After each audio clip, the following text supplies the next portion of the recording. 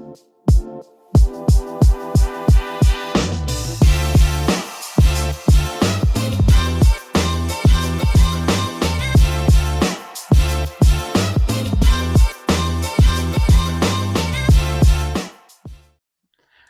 I'm Fern Potter and welcome to Curation Conversations with the wonderful Shelly Palmer joining us today. For those of you that don't know Shelly, he's the Professor of Advanced Media at Syracuse University, CEO of Palmer Group, is integral to every conversation I've seen around how AI and agentic ecosystems are influencing advertising and the whole media ecosystem as of late.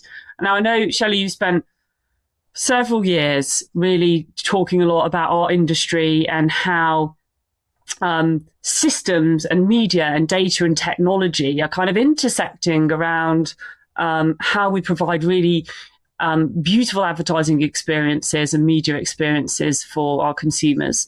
As I said, you're at the forefront of how AI is really accelerating those opportunities, but also creating some of the barriers to entry. And I think from reading around the resources and the interviews that you've put forward and put out into the ecosystem so far, you've been spending a lot of time around understanding the tensions that exist between kind of automation and trust and human judgment and algorithms. And I'm really excited today to just deep dive into some of those topics, if you will, and create an understanding of where we're at and where we're going to get to.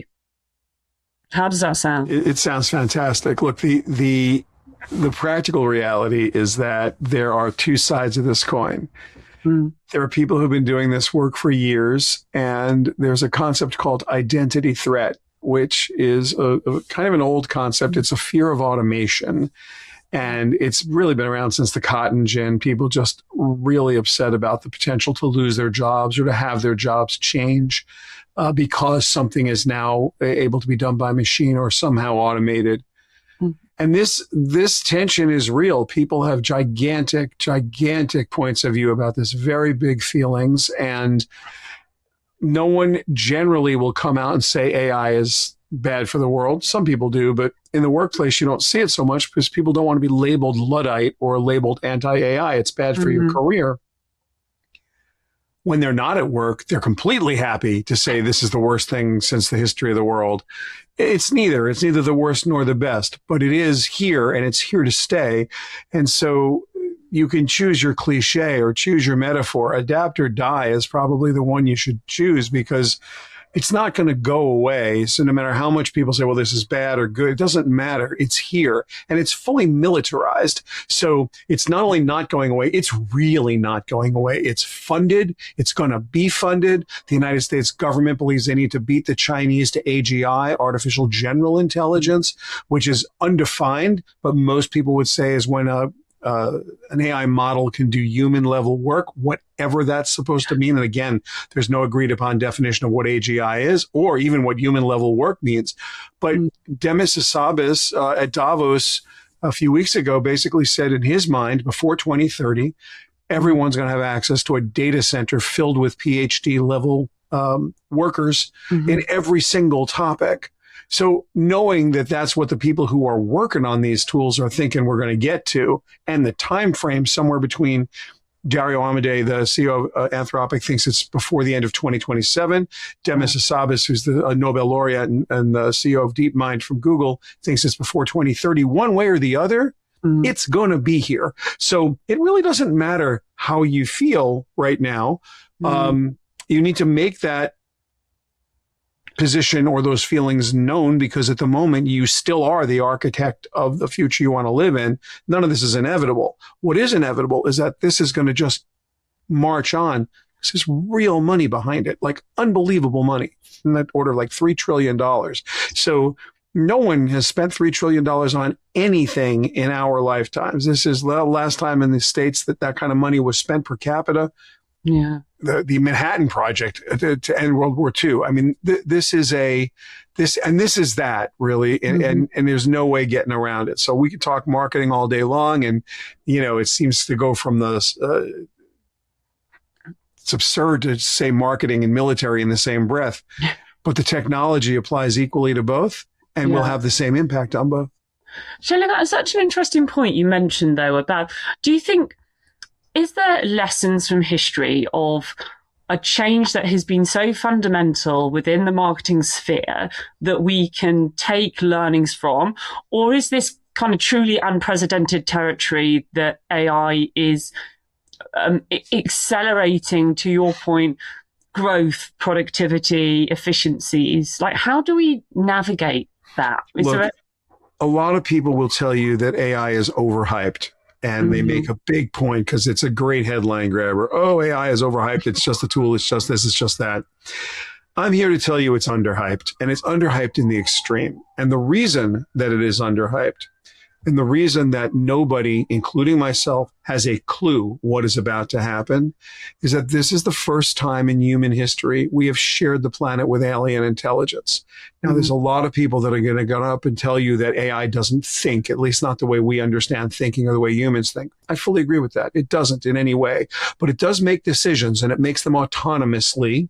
And those autonomous decisions compound, especially now in the last few weeks, where it has become easy to launch an orchestrator agent, and it can launch sub-agents. And so you have armies of agents working for you even while you're sleeping.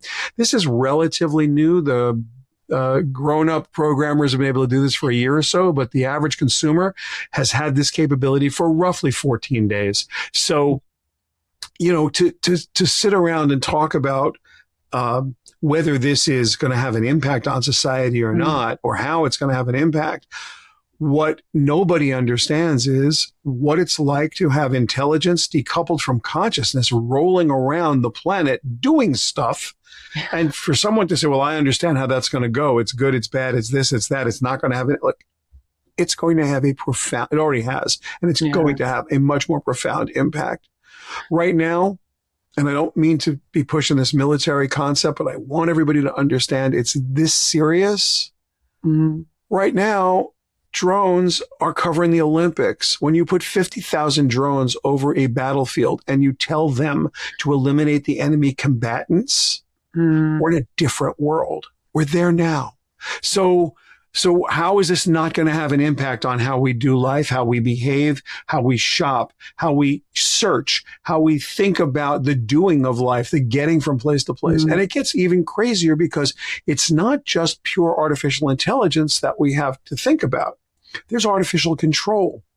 And what I mean by that is when you use Waze to take you from place to place, the contract with Google that you're making when you agree to download Waze and use it every day is they're going to take your data and they're going to use it to enhance Waze to make it a better product.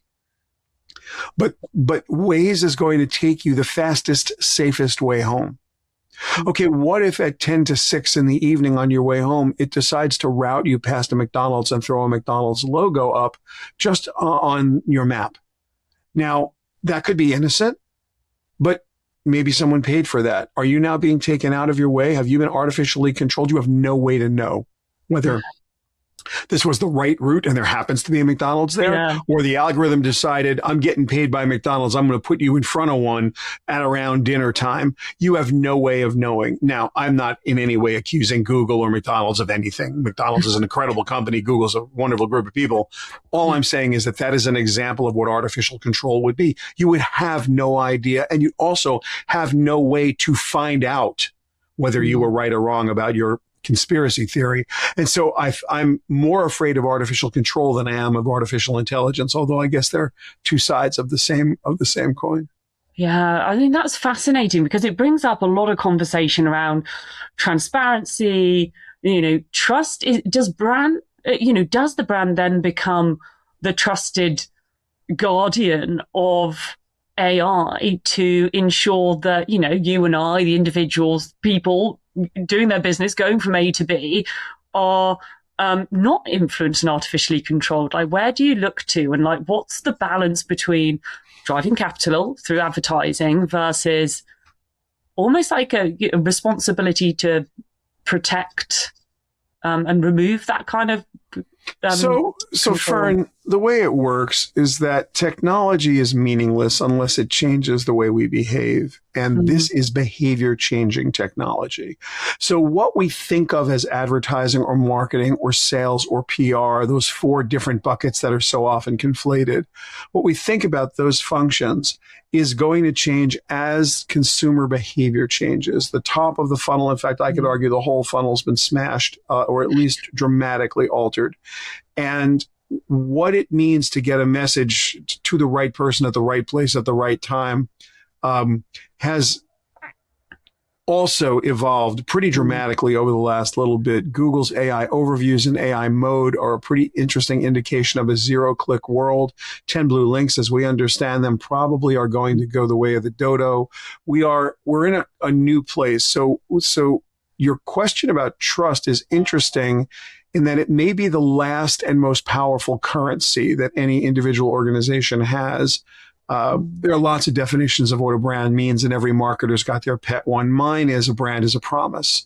So I see the Nike logo. I know I'm going to have excellence in athletic wear and and athletic shoes. And every logo means, you see the Audi logo or the BMW logo, you have a level of quality and expectation. The brand is promising you, if you walk in, this is what you're going to see. This is what you're going to get. This is what our brand stands for. And again, every marketer's got their own way they think about this. But intrinsic in any definition of what a brand or a logo means to a consumer is the satisfaction of an expectation really well managed.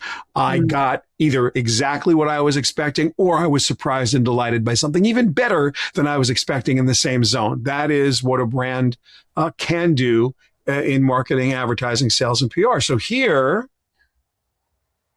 trust in that becomes the most valuable of currencies. However, it's also the most under threat, because while what does it mean to have an authentic experience for your brand, whatever that means, however you define it, authenticity is under threat, right? We now have Seed Dance 2.0 from ByteDance, a video generator that is right on the cutting edge of indistinguishable from from taking a photograph or shooting a video, high resolution video.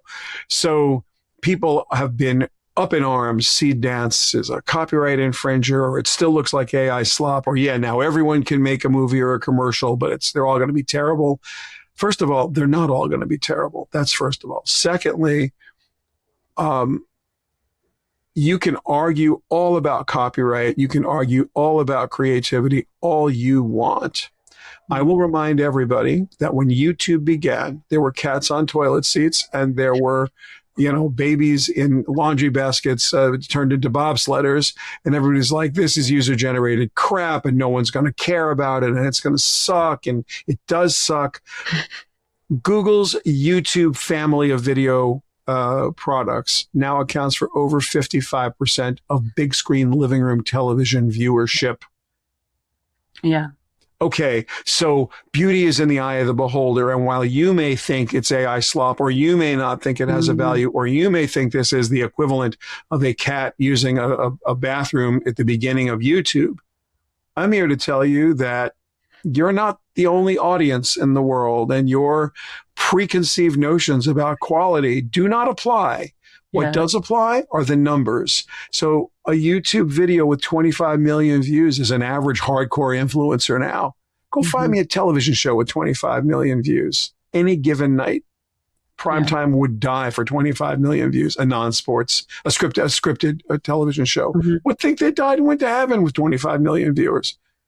So we're in a world that people can have an opinion about. But as marketers, what you do is you follow the numbers, and the numbers tell you that this is what is happening, and it's going to happen now in a very democratized way. Call it what you will. I call it social production. Some people, to separate it from social video. Social video, you're going to take the video yourself. Social production, you're going to use a 4-line prompt, get what you need, and you're going to post it. Somebody is going to write a movie this way in the next 12 months, and people are going to be really sad about it and scream about it. They're not going to stop it. No. That's incredible, isn't it? The power that the technology is enabling us to build, create both kind of fully functioning advertising ecosystems, but also, as you said, the production content that goes around it. We know that CTV, I think, according to Walk, the latest global advertising review, that by 2030, it's going to be about 40% of advertising spend. I think, Shelley, as you mentioned then, YouTube is one of the biggest it's a TV channel now. To your point, it's not these user-generated videos. There's so much production quality that can be accessed there. How do we navigate having the right systems in place and as brands being part of an audience's home experience when we've kind of been invited in different ways? The technology is enabling us to be there. The platforms have changed and there's mass adoption. How do we make sure that we're creating the right experiences for individuals in a meaningful way and back to trust, I guess, using the data right? Yeah, look, there are quite a few things to unpack in that question. There are at least three major buckets of advertising, right? There's brand love, or what we would call lifestyle advertising. It's just you feel good about the brand, or make me feel good about life, get me aware of your brand. So if awareness solves your problem, a lifestyle ad or a brand love ad is going to work. You need people to be aware of who you are. But awareness doesn't solve every advertising and marketing problem. There's call to action, right? I'm having a sale, my Columbus Day sale in America on Monday. So it's Thursday when I have my biggest potential audience, at least on television. I'm calling you to action for something I need you to do on Monday, not today. You can't do it today. The sale doesn't start till Monday. So I got to it's still an awareness thing, but there's no way you can interact with me, but I want you to interact. So I'm calling you to action. That's its own bucket. Then there's transactional advertising, which is, call now, do it now, press the button here, buy it now. Okay. So that transactional or direct response, these three buckets have been around for a really long time. But they are distinct from one another, and they should never be conflated when you're talking about AI, because AI handles them differently as the various distribution channels do. So if you're preparing for agentic commerce, where you're either assuming a consumer is using a bot to search for you, which, by the way, no consumer has ever searched the web in history. Consumers use browsers, and browsers search the web. So browsers, bots specifically, the browser itself has been out there looking for client-server handshakes from day one. So now we're going to just automate this. You're going to, instead of a human running the browser, a bot's going to run the browser. And whether it's using Web MCP, the new standard from Google and Microsoft, or whether it's going to just use any protocol from you to fully mechanized, really doesn't matter. What does matter is how you are going to prepare your external facings for all the possible eventualities of the next, call it 12 to 24 months, because you can't see further than that. So you want to make sure that you're agentic commerce optimized. And what does that mean? Well, it probably means getting some of the MCP servers, the web MCP servers, to handle the front end, and the MCP servers to handle the back end, so that the browser is handled by web MCP and the backend is handled by MCP, or the equivalent, some version of an API. An agent gets there, and now you want to have a good way for the agent to know what buttons do what, and you want to have a good way for the agent to understand how to complete a transaction. But you also need people to be able to do the same thing. So you're going to be running in parallel worlds. Again, we're sharing the earth for the first time with an alien intelligence that has agency. And so if I've got one avatar or 100 avatars, if I have one agent or 100 agents, you as a marketer have to be prepared. So Agentic Commerce Protocol from OpenAI, Universal Commerce Protocol from Google. These are things you're going to have to start getting involved with. And if you haven't learned the new alphabet soup as a marketer, thing one, There's new alphabet soup you have to get into, and it has a lot to do with the way that agents are going to hit your various endpoints and your various consumer touch points. And I think for a marketer in plain marketing speak without any tech whatsoever is you used to have consumer touch points that were only touched by humans. Now you're going to have consumer touch points and agentic touch points, and you need to optimize for both. It's that simple. And if you don't know what an agentic touch point is, neither does anybody else, but you're going to have to find out. Yeah. How would you suggest, I mean, you work with Fortune 500 companies, advising, building out their strategy, but also how they, activate on that strategy and building businesses around this future. Where do you get started? There are no holy books. There are no high priests. There are no secret words. Everything that we're talking about today is beautifully documented at Google, at OpenAI, at Anthropic. If you like to watch videos, there's a zillion YouTubers out there that'll talk about it. Some of them are stupid and full of it, and others are brilliant. And you have to find, they're all at every different level, from hardcore coder to absolute super newbie. Go to your trusted brands. LinkedIn has an incredible amount of courses that you can get to for free, as does Google, as does OpenAI. There is absolutely nothing you can't learn by asking the model. Just flat out, open up ChatGPT, open up Gemini, open up Claude, and just say, hey, how do I do this? Write me a plan. And you're going to say, well, that's not going to be a plan that I can use. It's going to be an aggregate of everything ever written. And that's what you need right now. You're getting your beginning education. What is the conventional wisdom? What is the aggregate education? It's a perfect use case for the model itself. You got to roll up your sleeves and get your hands on keyboard. And I would argue that every marketer should be spending at least $60 a month. That's $20 to OpenAI, $20 to Gemini at Google, and $20 to Claude. So you've got at least the paid versions of the three big models. Every day you want to be on there 15, 20, 30 minutes. You want to be vibe coding. You want to be using CoWork. You want to be using a Notebook LM from Google.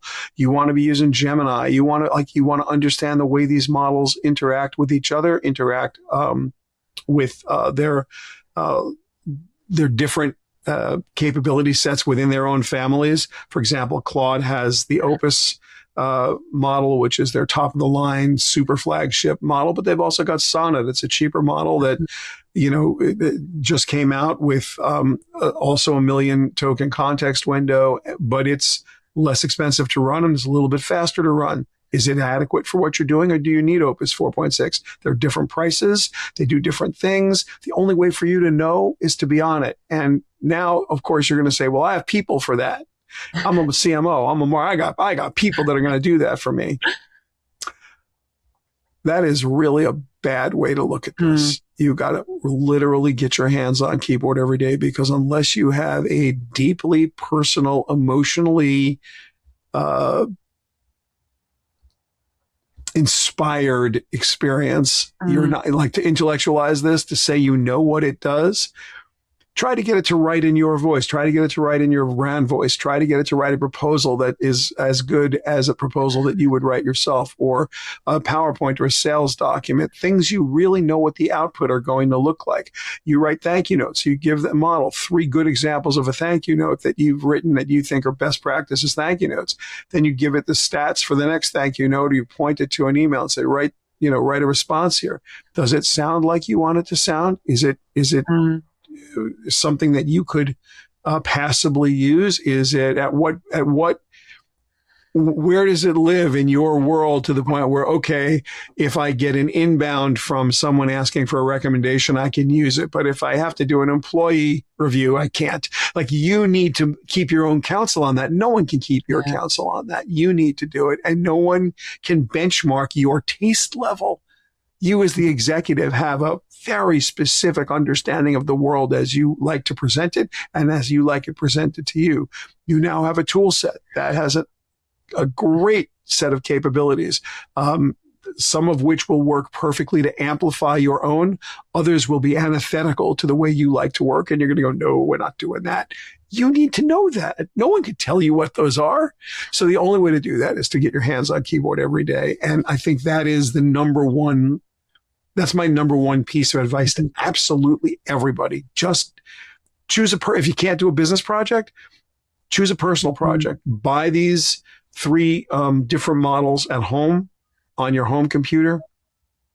Pick a project. My favorite one, Fern, is one of my clients here in the States. There's a thing called travel soccer. I know that you're in London and you don't have travel soccer, but you have travel football, but we have travel soccer here. And and the kids after school, the parents all sort of divvy up. Okay, you're bringing the orange slices, you're bringing the donuts, you're bringing the after practice snacks or the after game snacks. And so she made this incredible system. She made an app, a website, a dashboard. She hooked up Stripe, which is a payment gateway, got emails out to all the parents. Okay, you're going to, with a round robin rotation. It was the most insane marketing thing ever. She's a marketer. She decided to turn snack parenting into a business. And it's and it's incredible. But what did she learn? Yeah. Everything. Really? Everything. She vibe coded the whole thing. I'm like, that is it. And she knew what she wanted as an outcome. She's so proud of it too. I'm like, it's a business you just built. For every snack parent in America is going to go, yeah, I need to have this. So that's the perfect kind of project to do as a marketer, to become super familiar with what these tools can do, but much more importantly, what they cannot. Yeah. I love that example, Shelly. Thank you for sharing it, because like you said, it is an emotional, there's a psychological attachment to AI or detachment, whichever way you see it. And this whole, I think we've positioned, especially in media, to think, that it's going to come for our jobs, or there's going to be this, it's not as opportunistic. AI isn't there for growth, it's for productivity. And there might be fundamental change, but I think that created a psychological barrier. Whereas actually, if you look so Fern, here's what's interesting. So everybody starts, no matter who they are, feeling that AI is going to take their job. And let's be fair, it's going to take a bunch of jobs. So, no kidding, it will. But what I've seen in the work we've done with our clients is that once you train somebody, if they are good at their job and if they're subject matter experts, they realize almost instantaneously that this is a skills amplifier, and that the better you are at your job, the more productive you're going to be, because you know what questions to ask, what order to ask them in, and you know what output you're looking for. You're just doing it faster. Yeah. That's different from someone who approaches this saying, well, I'm going to press a button and get an answer, who doesn't know what the output's supposed to look like. And what happens there is AI slop is generated. They don't recognize it as anything more than the work product that they were looking for. And so now they're distributing AI slop all over the enterprise. That is not good for anybody. And it happens, oddly enough, with the younger workers, who you'd expect to be better at this than the older workers. The older workers know exactly what questions to ask, exactly what order to ask them in. They know exactly what the output's supposed to be, and they're able to crank out stuff at 4 times the rate and then quickly edit it and get it out the door. And this amplification immediately calms everyone down about losing their job. Quite conversely, what they know is now they have competitive superpowers. And so the best workers, the best executives, the best organizations are unlocking the most powerful subject matter experts. And look, if you're a poser, or if you're someone who routinely executes other people's visions with absolutely no contribution of your own creativity, if your job is so, cog in a wheel kind of set up so that you're doing a thing like an assembly line white collar worker, those jobs will just, they're going to be automated. If your job is taking a number from one box in Excel, putting it in another one and writing a narrative about how it got there, those jobs just aren't going to be jobs. But there are so many other jobs that are being created by this. I'm not sure it's a net loss. The antidote is a very simple antidote. Be better at this than anybody you know. Just be the best on your block. Nobody's better at this than you. And you can get there 15 minutes a day. Yeah. I love that. I know you said it starts with you building that concept of how you can personally get involved in building your own, personal project beyond business.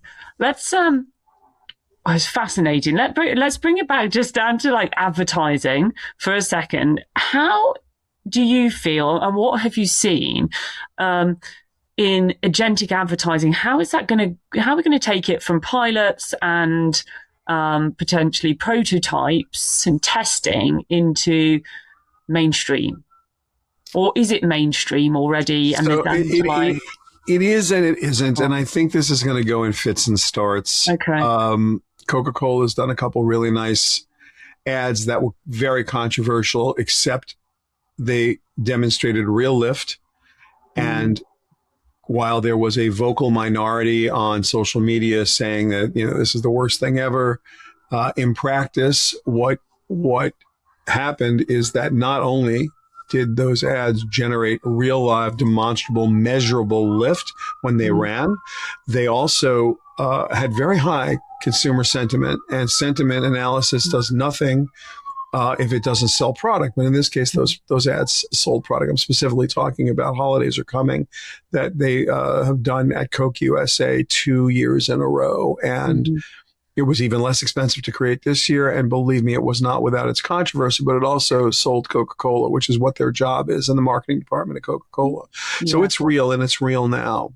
What I think you're asking is, when do I have the ability with confidence to take my creative, whatever it is, replicate it into all the standard IAB sizes, create some videos that are bespoke and custom, be able to go into incremental advertising clusters and classifications where I can be on a spectrum between hyper targeting and hyper personalization, and choose based on various ad IDs or information that I have or cookies that I've dropped, what's more likely to work with a given persona or target or specific human being. Okay, this is what Shelly Palmer ought to see, as opposed to this is what people who look like Shelly Palmer ought to see, as opposed to this is what people who kind of live in that area have to. I mean, you have the ability to go from the most blunt instrument of demographics to the tightest individual created ads. So with those capabilities, the real question is, when do you press a button and all of those various conditions are properly satisfied at the highest ROI or ROAS? Yeah. That's going to happen. Okay. When? I would say more than a year and less than 3, you're going to be at a confidence level where at least half of your digital advertising creation, meaning the deliverables list itself, about half the deliverables list gets to be done agentically. There's a half of that list that's going to be a long time away from being done by a robot. At the moment, you will not get net new out of a large language model. You will get net aggregate. So this concept of AI slop and monoculturalism is absolutely real. If I needed to execute at a high level, take this image. It's 9:16, make it 16:9, meaning outpaint it. 60% of the time I can live with the first output, maybe less. I can get to a place where I can live with it, but it's not necessarily a single button push and it's perfect. That is an executional thing. It will be a single button press at a certain point. More than a year, less than 3.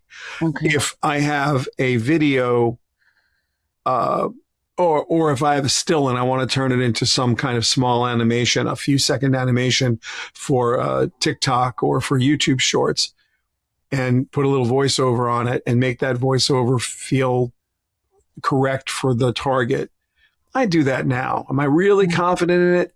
Yeah. I'm going to get net aggregate, net average. That's what happens. Will there come a time where I can get net new out of a large language model or a world model or AI, whatever it evolves into? I have to think whatever AGI is, that's when a model can learn one thing and apply that knowledge to something else. And when that actually happens, when it can learn that pouring this bottle of water into this cup is the same as pouring a pot of coffee into a coffee cup.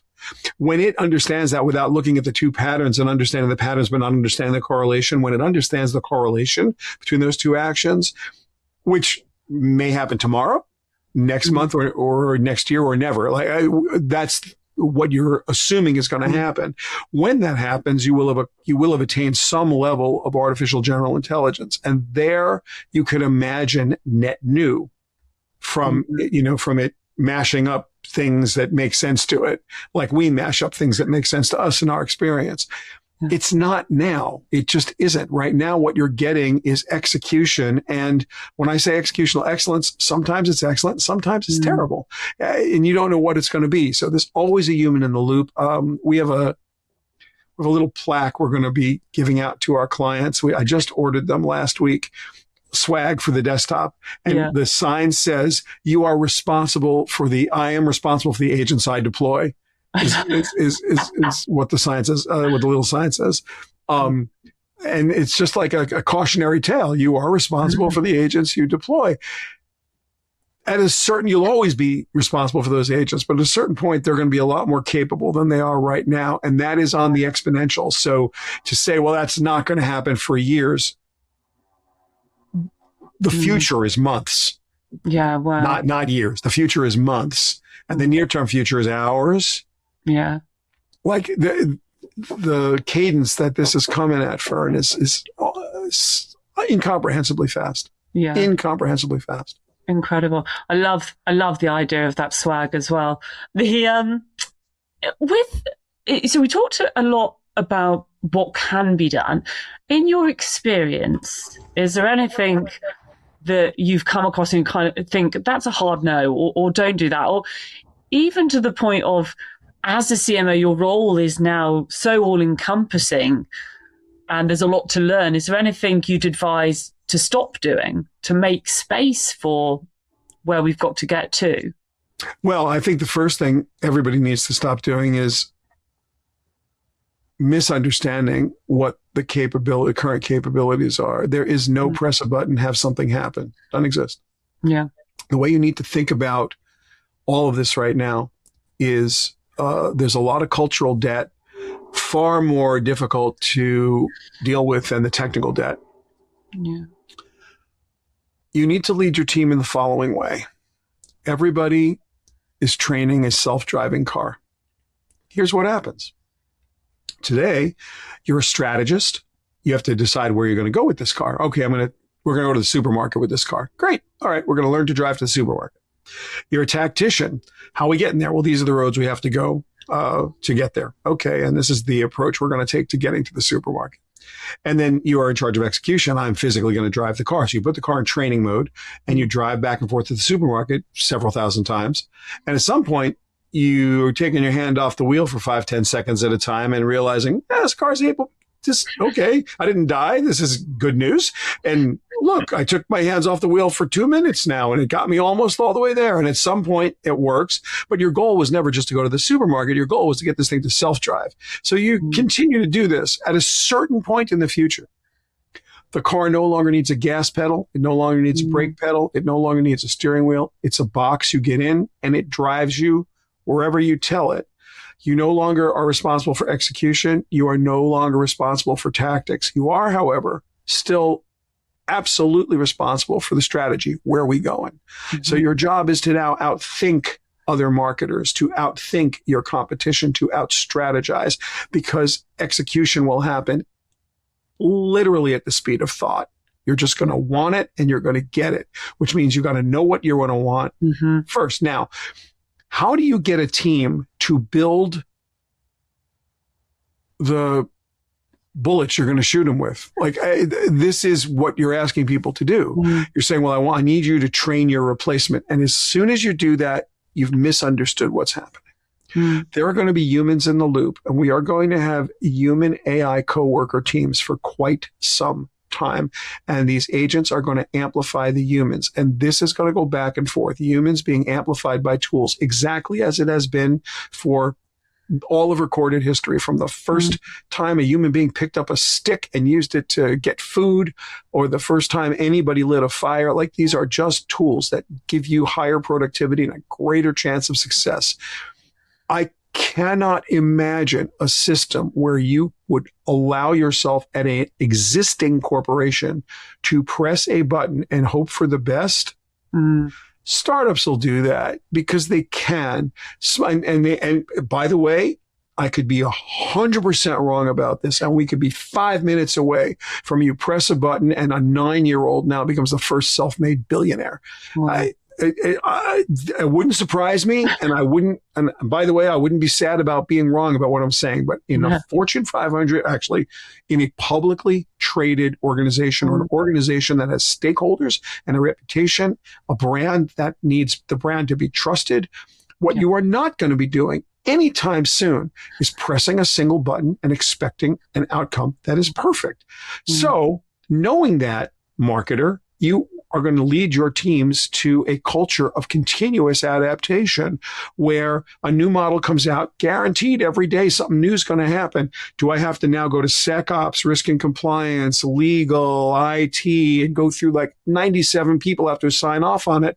Or have I built some streamlined workflow where, okay, I know something new is coming every day. When it happens, legal gives me these frameworks, and compliance gives me this framework, and SecOps gives me this framework, and all, and the CTO and CDO give me this framework, and I can like immediately put this thing into a sandbox, start to test it, and as soon as it passes, boom, and there's no additional bureaucratic hurdles. That culture of continuous adaptation preps you for the future. It's the muscle you want to build now. So as a leader, your biggest job is to get your team to understand that you're building amplifiers and that their subject matter expertise matters more than anything. And yeah, you're going to lose people. You're going to lose the lowest level worker bee. And that's also going to be a leadership challenge because you need your bench to be there. You need the young people to come in and learn the business. You need the apprentices. You need the entry-level workers in order for them to become senior workers at some point. So another leadership challenge that HR and leadership are going to have to work through. We have to adapt to this. There's no way this does not continue. There isn't, and you can ignore it. But if you do, understand that the people who are not ignoring it are going to kick your ass in ways you can't even imagine. So that's the future. Yeah, that's fair. It's such a good point and an interesting piece that leads me on to kind of my final question, Shelly, is say we're sat here in a year's time, and what does that future look like? But, you know, the rapid acceleration of how technology is driving what we're doing. I mean, I don't know, we could be sat here in 2 months' time and have a very different view on the world. But do you have an opinion on where you think we'll get to over the next year? So the only thing I'm sure of is that human beings' behaviors are going to start changing in a very dramatic way we have not seen in hundreds of years. The rule of law and civil society have allowed all of us to default to trust in our day-to-day lives. You'll go have lunch in a restaurant. There are 100 people in the restaurant having lunch, and everybody has a sharp knife. You don't think about it. There's 100 sharp people with sharp knives around you. You are not in any danger. You would never, for 1/1,000,000th of a second, consider yourself in any danger with 100 people with knives. Mm-hmm. But if you were walking around at 2:30 in the morning on the street and one person had a knife, you'd be flipped out. Mm-hmm. So is it the presence of the knives? No. It's the situation. You know you're in a situation, and it's a very high energy state. Defaulting to distrust is your fight or flight's going, adrenaline's rushing, like you're looking everywhere. You're in super high energy. When you read something online, when you're browsing the web, when someone sends you an email, you fully are defaulted to trust. You're in a low energy state. Your friend sent you an email. You're doom scrolling, and people you're following who you like are putting stuff out there. You're just absorbing and absorbing. So New Year's Eve, December 31st of 2025, there had been thousands of memes, thousands of social posts about fireworks that would happen at the Brooklyn Bridge on New Year's Eve. And so there were thousands of people lining the East River on both sides of the Brooklyn Bridge. There's quite an amazing series of videos taken at about, sometime after midnight, 12:01, 12:02, 12:03, Nothing is going on there. The whole thing was completely a social media hoax. And a lot of people stood out in the very, very, very cold New Year's Eve night and got nothing to show for it. So how many more of those will we need society to go through? How many more of those will people need to go through before they start defaulting to distrust and figuring out, and this is the part that I think physiologically is going to be interesting, as human beings, bodies adapt and brains adapt. We are very, very capable of adapting to our environment. What does a default to distrust in a low energy state look like? Because that obstacle for brands will be unbelievably challenging when everything you look at, you immediately don't believe. And we're so close to not being able to believe anything we see, anything we read, or anything we hear.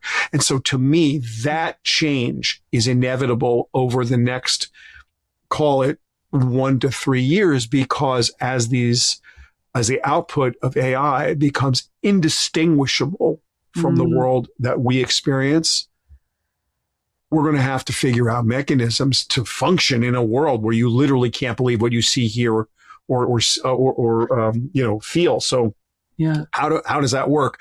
That is something marketers have to be looking at really hard, because it's clearly going to come. And I think if you do cultural trend analysis, if that's part of the way you handle your marketing function, what are the cultural trends? What's the zeitgeist? Where are people like in different target personas? How are they evolving, and what are they literally becoming? What are they capable of? What are their needs? How are we surprising and delighting? That's one thing. How are we even getting through? Because people are defaulted to not trusting anything they see.